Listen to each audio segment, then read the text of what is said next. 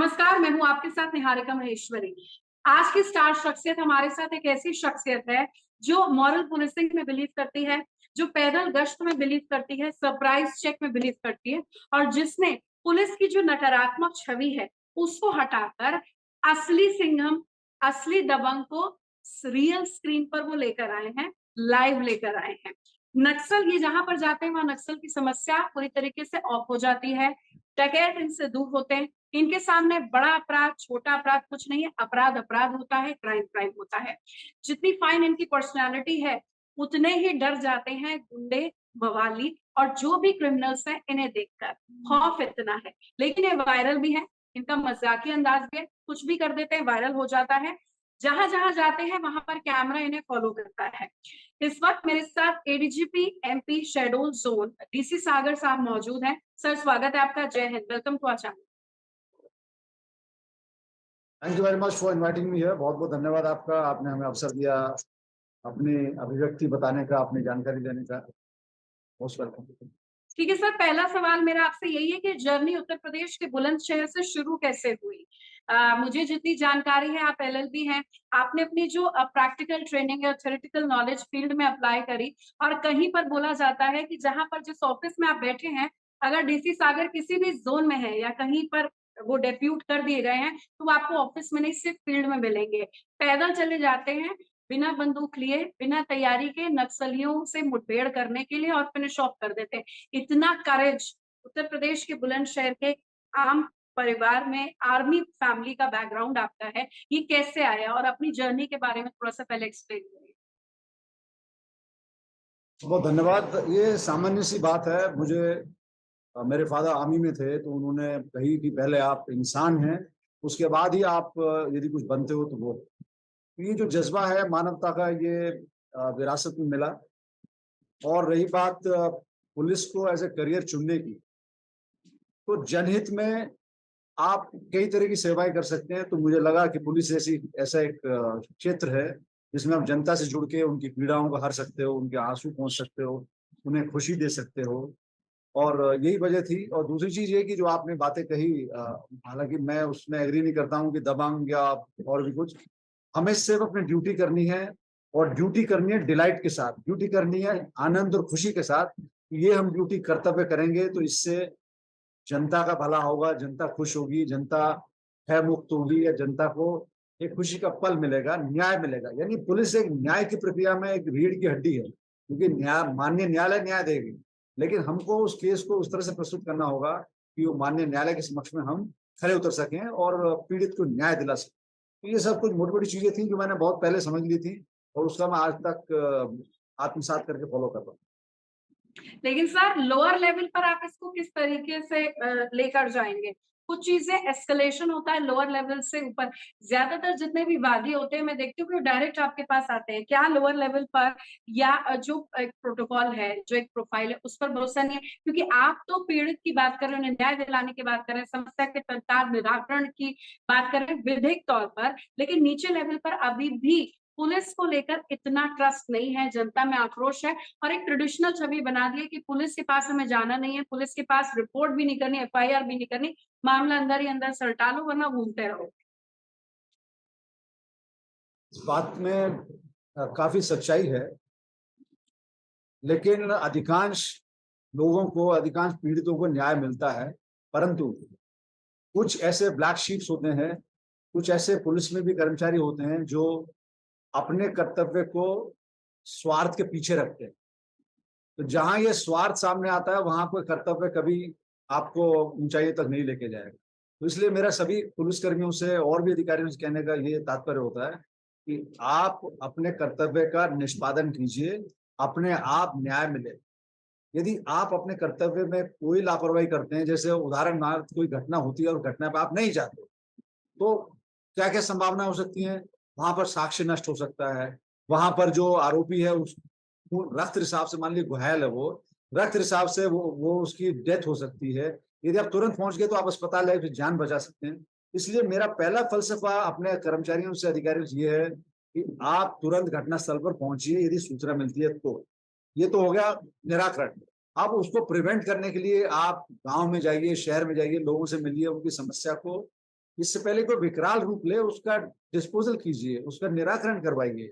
यदि आप नहीं निराकरण करेंगे तो वो दानव बन जाएगी समस्या, और फिर जैसे नरसंहार होते हैं, देखा होगा आपने भी विगत कुछ दिनों में होते हैं, वो इसलिए होते हैं कि उन चीजों को, समस्याओं को पनपने दिया। तो समस्याओं को पनपने मत दीजिए, एड्रेस कीजिए, मानवता का पुट सबसे पहले रखिए, ड्यूटी के अंतर्गत मानवता को लाइए। कोई वजह नहीं है कि पुलिस इतनी बुरी नहीं है, पुलिस बहुत अच्छा काम करती है, लेकिन कुछ लोग ऐसे हैं जो स्वार्थ सिद्धि के लिए, लापरवाही से, या उनमें एक जो आलस्य भरा होता है, या डेलीगेशन, ओवर डेलीगेशन, दूसरे पर काम थोप दिया, ये जो चीजें हैं, इन सब चीजों से पुलिस जनता के प्रति जो अपनी ड्यूटी दे सकती है, उस देने में नाकाम हो जाती है। परंतु अधिकांशतः पुलिस बहुत अच्छा काम कर रही है, पूरे देश की बता रहा हूं मैं, और पूरे विश्व की, क्योंकि उनका एक मैंडेट है। लेकिन sir, police to public ratio ज्यादा पब्लिक है, एक पुलिस वाला है उस पर। क्या ये एक बहुत बड़ा फ्लॉ है जिसको ओवरकम करने की जरूरत है? क्या जो नौजवान है, युवा है, पुलिस की तरफ अब आकर्षित नहीं हो रहे हैं? पुलिस की भर्ती, पुलिस में जो नौकरी है, जो देश के प्रति सेवा है, इस कारण से पब्लिक टू पुलिस रेशियो में फर्क है? देखिए, पब्लिक टू पुलिस जो रेशियो है, वो भी एक तरह से काल्पनिक है। मेरा तो यह कहना है कि पब्लिक टू पुलिस रेशियो ऐसी होनी चाहिए कि जो भी पुलिस हो, क्वालिटी पुलिस होनी चाहिए। क्वालिटी पुलिस का मतलब ये है कि जो हो, जाबाज हो, काम करने वाला हो, अपने अपनी ड्यूटी में वो इंटरेस्ट लेता हो। अब आपने 50 भर दिए थाने में, लेकिन इंटरेस्ट नहीं है उनको, तो क्या करोगे? इसका रेशो भी सही करके क्या करोगे? इसलिए जो है, जैसा है, उसका ऑप्टिमम यूज कीजिए, अच्छी तरह से ड्यूटी कीजिए, तो कोई वजह नहीं है कि रेशो आपके ड्यूटी के संपादन में आए। तो ये तो एक अनावश्यक किस्म की बात है कि आपको साहब रेशो सही नहीं हो रहा, 10 आदमी पर एक पुलिस वाला होना चाहिए, यहाँ पर 100 आदमी पर एक पुलिस वाला है, उदाहरणार्थ। तो ये सब बातें मुझे नहीं लगता कि आपको एक अच्छा पुलिस वाला बनाएंगी। इनको नहीं छोड़िए पर आप। मैंने जनरली पुलिस को बात करते सुना है कि पीछे एक फ्रस्ट्रेशन निकालते हैं जो एसआई रैंक या एसएसआई रैंक से बिलो के हैं। यार, हमारी बीट ये है, क्राइम बीट है, हमें दे दिया घरेलू विवाद सुलझाने के लिए, मैट्रिमोनियल डिस्प्यूट कर रहे हैं, लाओ फाइल लाओ, ये भी निपटाते हैं। मतलब एक ये टेम्परामेंट और ये चीजें पड़ जाती है जब आप प्रॉपर एलोकेशन नहीं करते हैं। इसमें जब भर्ती होते हैं तो उसमें आपको कोई एलोकेशन करके नहीं भेजा जाता, आपको भेजा जाता है ऑलराउंडर। और उस ऑलराउंडर रहते हुए बीच बीच में आपकी ट्रेनिंग्स होती हैं। आप स्पेशल जैसे कोई साइबर में या कंप्यूटर में ट्रेनिंग कर लेता है, तो उसको कंप्यूटर जी। में काम दिया जाता है। तो ऐसे ही जो भी ये कहता है कि मेरे को ये काम ज्यादा आता है, वो नहीं आता, ये कहना गलत है। सीखिए आप उस काम को। तो जो वहां का थाना प्रभारी है, जो पुलिस अधीक्षक है, उसको ये तो चाहिए कि यदि कोई किसी काम में अच्छा है, जैसे कोई इन्वेस्टिगेशन में अच्छा है, तो उसका इस्तेमाल करते हैं लोग। लेकिन ऐसा नहीं है कि मुझे यही काम दिया जाए तो मैं ही तभी सफल रहूंगा, तभी खुश रहूंगा। ये गलत है। आप ऑलराउंडर बनिए, जनता की सेवा को सर्वोपरि रखिए। कोई वजह नहीं है कि आपके दिमाग में ये जो चीजें आप बता रहे हो कभी आए, कभी नहीं आएंगी। Duty should be your all round thing. मुझे ड्यूटी करनी है और डिलाइटफुली करनी है, ड्यूटी विद डिलाइट। जिसने ये फलसफा देख लिया, और डिलाइट तभी आएगी जब आप दूसरों के आंसू पहुंच पाते हो, जब न्याय दिलाने की प्रक्रिया में आप एक महत्वपूर्ण अंग बनते हो, जब माननीय न्यायालय सजा सुनाता है आरोपी को, तब आप उस आयु की खुशी का ठिकाना देखिए। कितना खुश होता है कि देखिए मैंने ये सब चीजें लगाई, जिसकी वजह से हमको इनाम देते हैं ऐसे आईओएस को, इन्वेस्टिगेटिव ऑफिसर्स को, जिसकी वजह से माननीय न्यायालय सजा देता है। तो ये कहना जो है वो सब गॉसिप है कि यार मरे जा रहे हैं, काम बहुत है, ऐसा नहीं है। इंसान में काम करने की अपार क्षमता है, अपार क्षमता। वो करता है, लेकिन ये कि स्वार्थ कुछ ऐसे होते हैं जिसकी वजह से वो भटक जाता है। भटकना नहीं चाहिए। अच्छा, ये बताइए कि जनरल पुलिस की इमेज है, हम किसी एसआई या कांस्टेबल या किसी भी पुलिस में जाते हैं, अब तो पुलिस ट्रेनिंग और फिटनेस में बहुत ज्यादा बल दिया जा रहा है। आप जैसे आईपीएस किसी भी जोन में आ जाए तो अमूमन ये सब नेचुरली फिट होंगे। मैं एक शब्द बोल रही हूँ, नेचुरली फिटनेस, जिस पर आप सबसे ज्यादा बल देते हैं। एक पुलिस की एक इमेज है कि मतलब तोन निकली हुई है, पेट बढ़ा हुआ है, ये कैसे भागेंगे, ये चोर को कैसे बदलेंगे। तो ये जो एक ट्रेडिशनल इमेज चली आ रही है, इसको तोड़ने में कितना समय लगा? और आप ठीक है, फिट है, आप अधिकारी हैं, मैं चाह रही हूँ कि एसआई, एसएसआई, कांस्टेबल, ठीक है, और सब कांस्टेबल, ये तक आपकी इमेज को लेकर आगे चले, एक पुलिस को एक ब्रांड के तौर पर आगे लेकर चले। देखिए, जो ब्रांड और ये सब चीजें, जो मेंटर या आइडल, ये सब चीजें काल्पनिक है। जिस दिन व्यक्ति को ये समझ में आ जाएगा मुझे फिट रहना है, वो फिट अपने आप रहेगा, वो अपने आप मेहनत करेगा या करेगी। ये दिल पे लगने की बात होती है, इनके भी दिल पे ये लगी नहीं है कि मुझे फिट रहना है। जिस दिन इंसान ये सोच लेगा मुझे फिट, मैं क्यों ना स्वस्थ रहूं, ये सवाल पूछे ना, मैं क्यों ना फिट रहूं, मैं क्यों ना स्वस्थ रहूं, मैं क्यों ना निरोगी रहूं, ये सवाल यदि जवान के दिमाग में आएगा तो वो अपने आप ही सुबह उठेगा, जब भी टाइम मिलेगा मेहनत करेगा, ड्यूटी के दौरान मेहनत करेगा। वो जैसे ड्यूटी के दौरान भी उसको कौन मना करता है, तू दौड़ ले या पुशअप्स मार ले। और दूसरी चीज, सबसे महत्वपूर्ण चीज इसमें डाइट। यदि आपकी डाइट सही है, डाइट का मतलब बैलेंस डाइट, ये नहीं कि आप थाने में बैठे हो तो पता चला गन्ने का जूस ही दबाए जा रहे हो या समोसे के साथ कुछ और खाया जा रहा है। ये चीजें जो है ना, ये जन जागृति जनता में या पुलिस के कर्मचारियों में आनी चाहिए। और जिस दिन ये आ गई उस दिन उनको कोई फिट रहने से या फिट व्यक्तित्व को बनाने में कोई रोक नहीं सकता उनको। तो बहुत मैं आसान सी समझ चीज। सकती हूँ कि आपके डिपार्टमेंट में कितना डिसिप्लिन होगा या जिस जोन में आप जाते होंगे कितना डिसिप्लिन होगा, वाकई उस पर एक स्टोरी करने लायक होगी आपकी। बहुत अच्छी बात आपने बोली। चलिए बहुत सीरियस बात कर लेते हैं, कुछ आपके एक्सपीरियंसेस शेयर कर लेते हैं। नक्सल की समस्या और ये डकैतों की समस्या एक समय में मध्य प्रदेश में ये बहुत बढ़ी थी, आपके आने के बाद ये कम हुई। आपके कुछ ओवरनाइट और नाइट के एक्सपीरियंस हैं, हमने सुना है कि आपसे नक्सली डरते हैं। आपने समस्या का एमपी में समूल नाश किया है, जिसको लेकर आपके हाई क्रेडेंशियल्स हैं। आपके कुछ एक्सपीरियंस कि आपका जब नक्सलियों से एनकाउंटर हुआ या क्या हुआ, कैसे आपने उनको मनाया, कैसे व्हाइट फ्लैग लेने को मजबूर किया या ऐसे उन्हें कैसे धर दबोचा? नक्सलाइट हो या वो डेकॉइट्स या और कोई आपराधिक श्रेणी हो, ये सब अवैध गतिविधियों में लिप्त होती है। पहली चीज तो ये कि इनको रिफॉर्म करना चाहिए, इनको सुधारने का मौका देना चाहिए कि सुधर जाओ, मेन स्ट्रीम में आ जाओ और ये सब छोड़ दो, सरेंडर कर दो और माननीय न्यायालय जो आपको सजा दे उसको स्वीकार करो और अच्छे इंसान बन जाओ। ये एक पहला कर्तव्य है पुलिस का। दूसरी चीज है कि यदि कोई अपनी अपनी कटी पे आ जाए कि हमको जो है ना पुलिस पुलिस को धाराशायी करना है, पुलिस को नुकसान पहुंचाना है, पुलिस से लोहा लेना है, तो पुलिस किसी से कम नहीं है। अभी मध्य प्रदेश में बहुत से एनकाउंटर्स हुए हैं, हमारे जो अधिकारी लोग हैं जो बालाघाट जोन में पदस्थ हैं, उन्होंने बहुत अच्छे से काम किए, एनकाउंटर्स हुए हैं, कई बड़े इनामी नक्सली जो हैं वो धाराशायी हुए हैं, उनसे काफी सामग्री मिली, हथियार मिले हैं। तो ये जो गुमराह किस्म के लोग हैं, इन लोगों को मेन स्ट्रीम में लाने के लिए शासन बहुत अच्छे प्रयास कर रही है। सर जैसे आपने क्या किया? मैं आपका पर्सनल एक्सपीरियंस जानना चाहती हूँ क्योंकि आप उस चीज के लिए फेमस है, इस समस्या के निराकरण के लिए। मैंने आपका तो एक्सपीरियंस। मैंने कोशिश ये की थी कि गांव-गांव जाकर जो छोटे बच्चे हैं उनको ये समझाने की कोशिश की कि आप पढ़ाई कीजिए, पढ़ लिख कर एक अच्छा शख्स बनिए, इंसान बनिए, तो आपको न केवल खुशियाँ मिलेंगी बल्कि अच्छी नौकरी मिलेगी। नौकरी छोड़िए, आपको एक ज़िंदगी जीने का एक फ़लसफ़ा मिलेगा, ज़िंदगी जीने का एक माध्यम मिलेगा। इसलिए तो पढ़िए किसी आप। नक्सली ने आपकी बात नहीं मानी तब? नक्सली से ऐसे सीधे नहीं, इसमें क्या होता है, नक्सली को जो सपोर्ट करते हैं, नक्सलियों को जैसे खाना दे दिया, नक्सलियों क्योंकि आगे पीछे ये भी जुड़ेंगे उनमें, तो वो जो लोग हैं वो उनका उनको मदद करनी बंद कर दें, उनको मना कर दें, दो टूक सुना दें उनको, गांव संगठित हो जाए, हमारे गांव में मत आइए। ये जो जन जागृति ये लाना बहुत जरूरी है। उसमें खतरा है उनको, लेकिन यदि वो उस खतरे को पार कर लेंगे पुलिस की मदद से, तो उस इलाके में नक्सली नहीं है। क्योंकि नक्सली लोग क्या करते हैं, आते हैं गांव में और वहां पर वो रहते हैं, वहां एक उनका सेफ सेंचुरी बन जाती है, वहां प्रेशर प्राप्त करते हैं वो। ये वाली समस्या जो है तभी समाप्त होती है जब जनता सब एकजुट हो जाए। तो ये जन जागृति जो हम लाने की कोशिश करते हैं, ये पढ़ाई के माध्यम से आ सकती है, सुरक्षा के भाव से आ सकती है। तो हम गांव-गांव घूम के लोगों को बताया कि आप शासन की योजनाएं हैं उनका लाभ लीजिए, स्व सहायता समूह है उसमें जाइए, आप अपना रोजगार खोलिए, शासन मदद करेगा आपकी, पढ़िए लिखिए आगे बढ़िए और इनके चक्कर मत आइए आप। तो ऐसे भी केसेस हुए हैं जिसमें छोटा बच्चा घर से कूद के चला गया जंगल में, इन लोगों से मिला और पता चला वो और भी बड़ा नक्सली बन गया।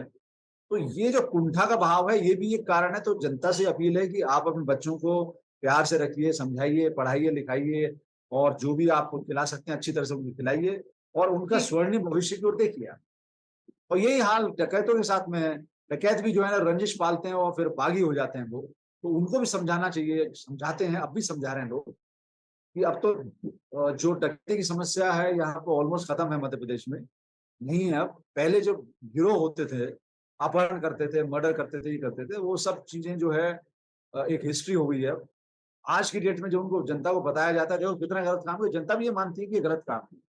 तो इसलिए पहला काम ये है कि उनके माइंड में अच्छे भाव, अच्छे विचार, अच्छी चीज़ें, आगे बढ़ने की चीज़ें फॉरवर्ड ये लानी चाहिए और ये सब चीज़ें सभी विभाग करते हैं। पुलिस के पास में कुछ ज़्यादा इसमें मादा है कि वो जाकर उनको दूर दूर तक जैसे गश्त पे गई या मिलने गई, तो उनको बता सकती है कि आप ये काम भी करो, पढ़ो लिखो, आगे बढ़ो। स्व सहायता समूह आपके पास में, इस स्व सहायता समूह में आप अपना खुद का विकास कर सकते हो, शासन आपको राशि देगी, बैंक आपकी मदद करेगा। तो ये जो गवर्नमेंट योजनाएं ये हम पहुंचाते थे उन तक, ये हैं, जी, उससे बड़ा फर्क पड़ा।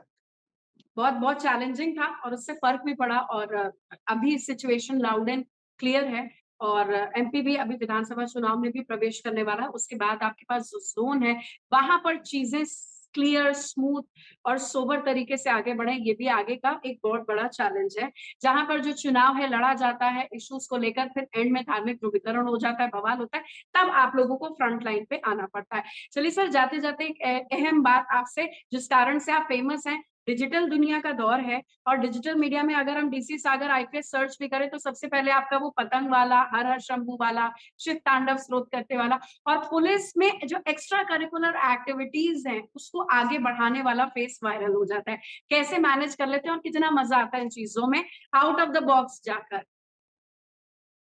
नहीं, बहुत ही अच्छा आपने सवाल पूछा कि व्यक्ति को अपने व्यक्तित्व को बढ़ाने का हर एक को अधिकार है। यदि आप पुलिस में हैं तो जरूरी नहीं है कि आईपीसी, सीआरपीसी में और एविडेंस एक्ट में लगे रहें आप। आपका एक दूसरा पहलू भी है जो सामाजिक पहलू है। तो आप या बच्चों में उत्साहवर्धन करने के लिए कुछ ऐसी गतिविधियां कर सकते हैं जिससे कि वो समझें कि जिंदगी इन चीजों से बहुत आगे है। तो ये जो आप जितनी आप गिना रहे हैं, जो सांस्कृतिक जिन कह सकते हो गुट है, वो स्वयं इसलिए आते हैं कि आप ये समझते हो कि हम इंसान हैं पहले। तो इंसान की जो गतिविधियां हैं वो इंसान की गतिविधियां इंसान से मैच करनी चाहिए।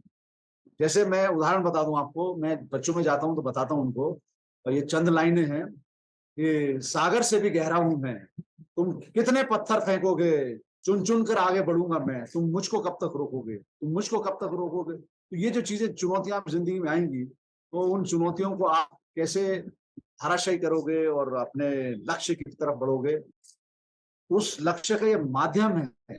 ये जितनी भी अपनी सांस्कृतिक चीजें हैं उसमें कोई वो चीज नहीं है, ये स्वयं आती है। और इसको देखकर आप ये समझ सकते हो कि आप यदि कोई अधिकारी हैं या किसी भी डिपार्टमेंट में है, मान लीजिए रेवेन्यू में है या आप वहाँ के कलेक्टर हैं, कमिश्नर जी, हैं, फलाना है, तो आपको जो आपकी एक आध्यात्म है, जो आपका एक सामाजिक पुट है, उसको परिष्कृत करने से, उसको और विकसित करने से कोई नहीं रोकता, और इससे तो लोगों को मोटिवेशन मिलती है। जो जी। ये जो दो तीन चीजें हैं ना, इसमें दो पंक्ति और मैं कहूंगा, फिर मैं आपसे रिएक्शन चाहूंगा कि क्या रहा।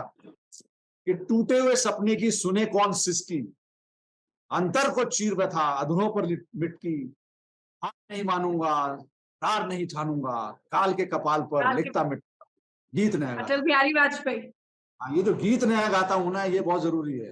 इंसान को हमेशा अपने अंदर नई ऊर्जा रखनी चाहिए और उमंग रखनी चाहिए कि कोई भी हमारे सामने ऐसा ऐसी कठिनाई नहीं है जिसको हम पार ना कर सके। देयर आर नो आल्प्स, कोई कठिनाई नहीं, हर कठिनाई को हम पार करेंगे और अपने लक्ष्य की तरफ जाएंगे।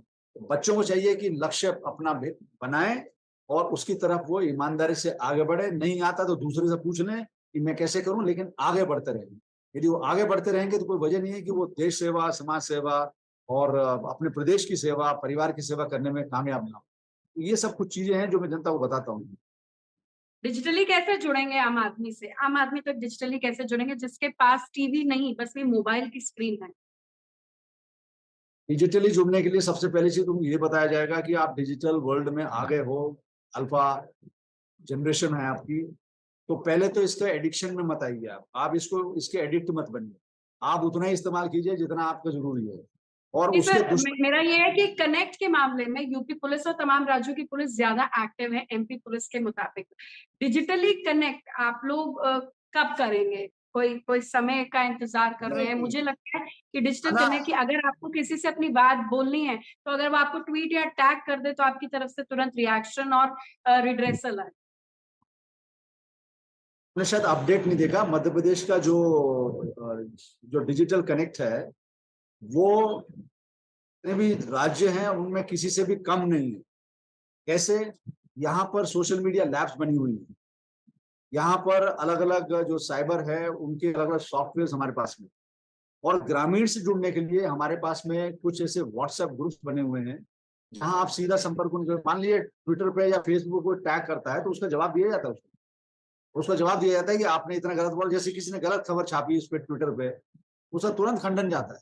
तो हमारा जो पीए पुलिस मुख्यालय का मीडिया है, एक मीडिया बना हुआ है ग्रुप, वो भी इस चीज को हैंडल करता है। हम उनको बताते हैं, वो उसको खंडन करते हैं, या फिर हम खुद खंडन करते हैं उस चीज का, ये खबर गलत है, इसमें कोई सच्चाई नहीं है, इसमें कोई तंतु नहीं है, ये एब्सोल्युटली फॉल्स है, बताते हैं उनको हम।